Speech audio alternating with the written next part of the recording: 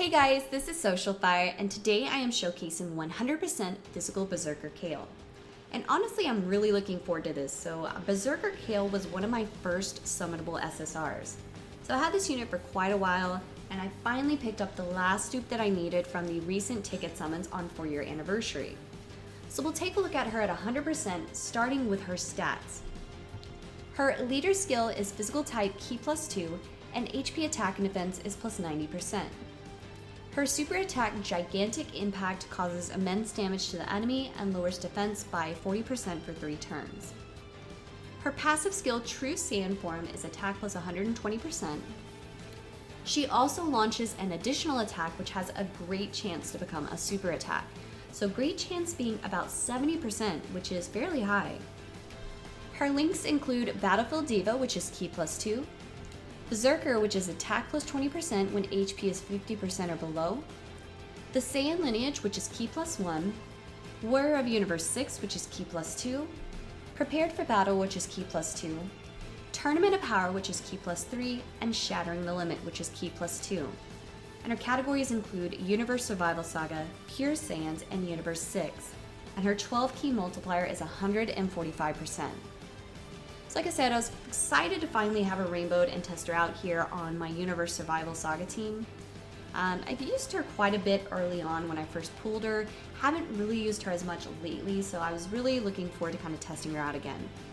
And honestly, I think she's pretty good, maybe even a bit underrated. She has the potential to do some decent damage. As you can see throughout this showcase, it definitely ranged. We'll take a look at this rotation here. So we have our first attack, which clocks in around 1.2 million, so this is actually a really good one here. And then her second super attack kicked in with the passive, and she hit for another 1.2 million. So there are times when she's going to do some pretty serious damage.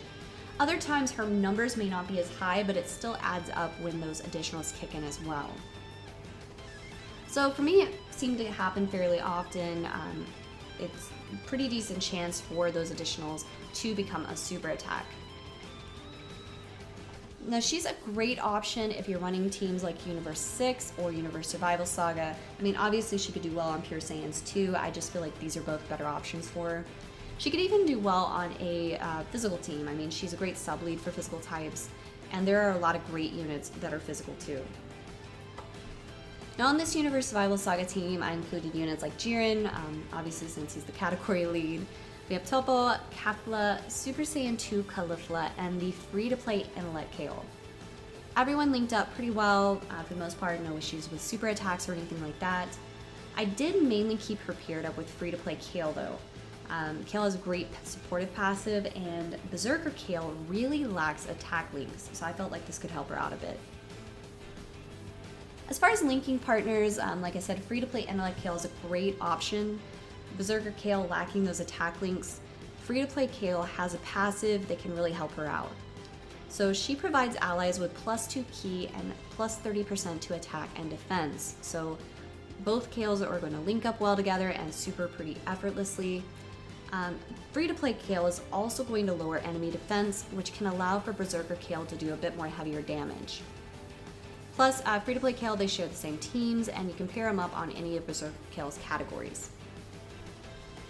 Agility Super Saiyan 2 Caulifla is a great option as well. Both Kale and Caulifla share several key links. Berserker Kale has a ton of key links, and they share several key links here. So again, they're going to super pretty easily. Plus, Caulifla has a good chance to evade super attacks, and she counters with tremendous power. So if you have them on the same rotation, between Kale's additionals and potential for additional super attacks, and Caulifla's dodge and counter, these two can do some serious damage on rotation. I mean, they're going to pair up really well.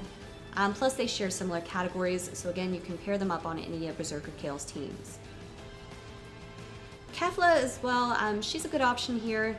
Neither one share attack links, but they do share plenty of key links and pair up well enough. Honestly, I feel like both of these units are just lacking in attack links. They just don't have the best attack links. LR Kale and Caulifla, another great option here. Global still does not have this unit. No clue when we're actually going to get it. There's still a lot of speculation when we will actually get this unit. JP does have this unit though, and LR Kale and Caulifla are considered to be one of the best in the game.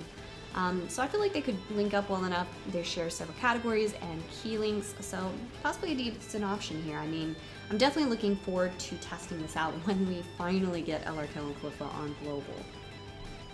Now, as far as other units go, Broly units like LR Tech Broly, LR Strength Broly, LR, they could share Berserker links with her and Saiyan lineage, so they could do well on like a pure Saiyans team.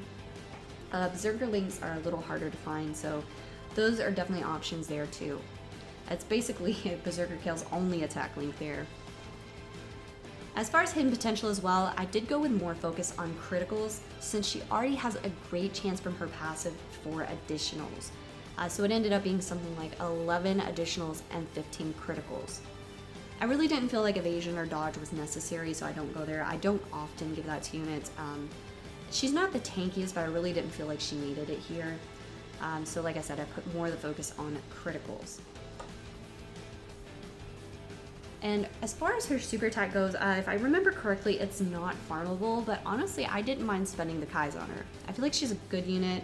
Definitely going to play a part on my Universe Survival Saga team.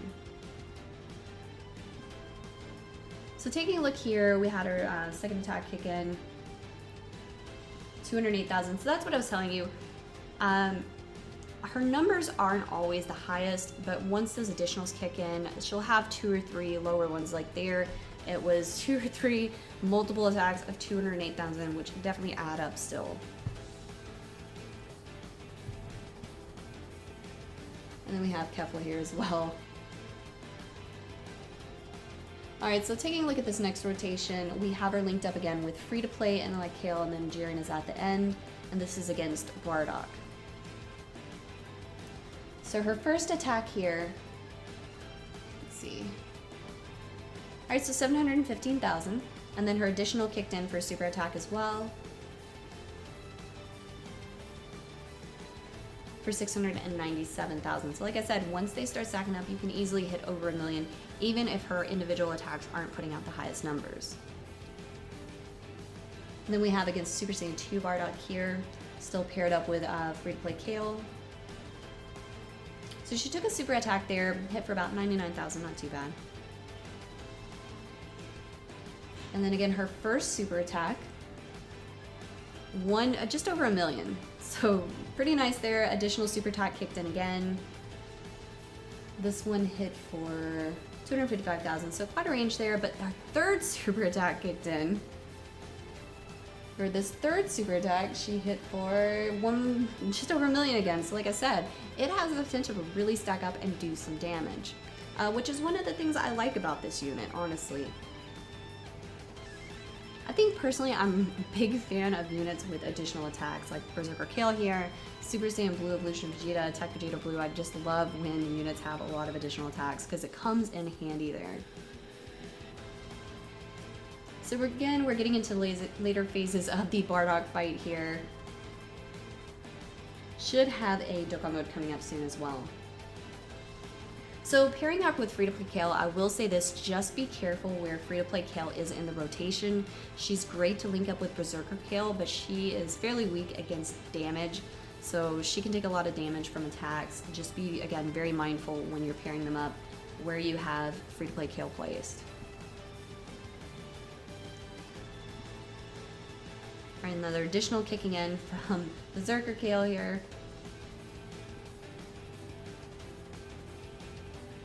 And like I said, you get an idea throughout the showcase of how she deals with damage and how she also